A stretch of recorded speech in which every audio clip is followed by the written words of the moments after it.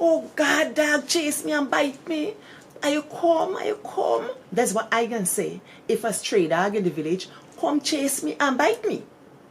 But they get people in the village don't talk so. That's what I can say. What you gonna say? Oh God, girl, dog bite me.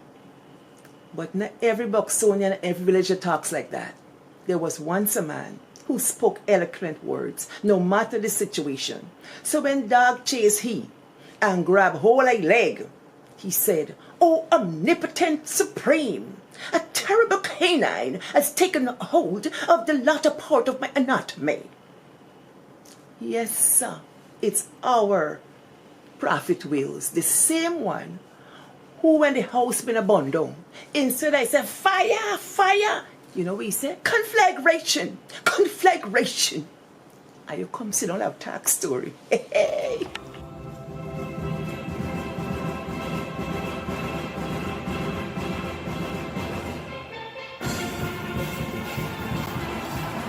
Hello, hello, and welcome to all of my Facebook family, 7,000 of you. Welcome back. To those on YouTube, my 1,000+ subscribers, thank you so much. Welcome back.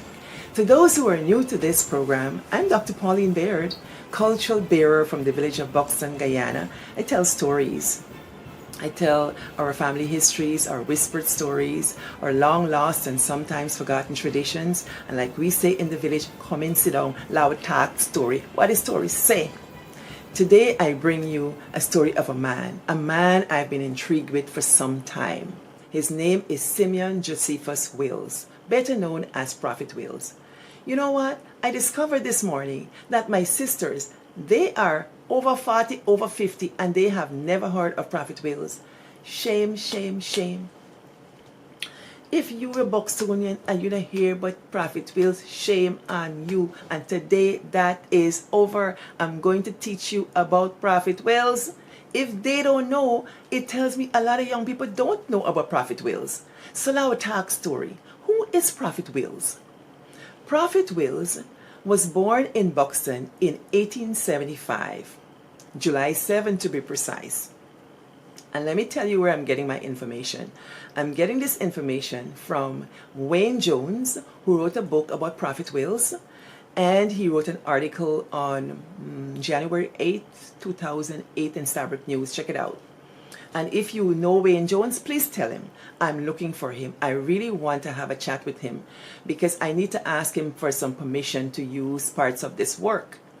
I'm going to put an image here based on fair use because I'm going to cite him.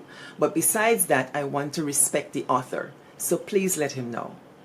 If you all know, please and thank you. Yes. So Wayne Jones, thank you so much for this work and for remembering Prophet Wills. All right. So I was talking about who is he? He was born to Jacob and Belinda. But this Prophet Wills was no ordinary man, this son of theirs. He was a man of moral fortitude, impeccable wit and words, and a local legend. Some people call him the walking dictionary. I think Wayne Jones called him that.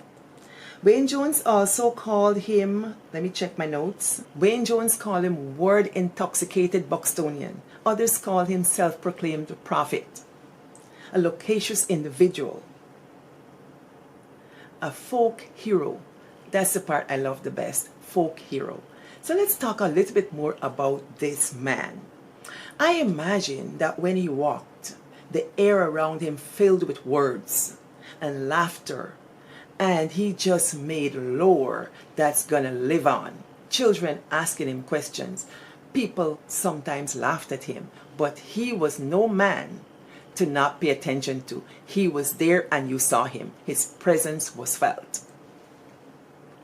So, I think Prophet Will's power lay in his voice. I imagine the rolling rhythms of his speech. I can't tell the timbre of his voice, but I imagine it was deep. With this vocabulary and unrelenting wit that came as naturally as breathing. I consider him a village griot. carrier of the stories, bearer of the stories, delivering sermons on the roadside on Sunday nights by gas lamp, social commentary delivered with flair as if he was on the streets in Greece or Rome or somewhere delivering the rhetoric of the times. Prophet Wills lived a full life, well remembered by his peers and those younger than him. Baba Eyusi Kwayana had contributed to Wayne Jones' book, so I'm sure a lot of what I'm going to say came from him and others. Teacher George Young and other great men from the village. Prophet Wills died, and he just didn't die. He was found on his knees, as if in final prayer. His only son found him on January 3rd, 1958. Prophet Wills walked the street in Buxton not just as a mere man, but as an embodiment of wisdom of the then times. His clothes bespoke dignity. His cane marked authority. His voice, pure poetry. He was a man with sharp words, as sharp as the coat he wore. This is how Wayne Jones described him. His style was altogether grandiose like his prose. He dressed as a daily routine in a frock coat and beaver hat, old leather boots with the bunions clearly defined in the leather, heels well worn outwardly with a heavy wooden stick, and spectacles which he looked over rather than through. He would also have a bundle of newspapers, old newspapers, tucked protectively under his arm. Waistcoat and bow tie completed his attire. It is said that children ran behind him to get memorable words. Adults encountered him to get memorable sayings. One of the popular sayings from Prophet Wills goes like this: some men are wise and some are otherwise. And as far as I'm concerned, every nip, slip, trip was an occasion for syllables. Tune in next week when I bring more on this man of wit, words, and wonder. Yawa good.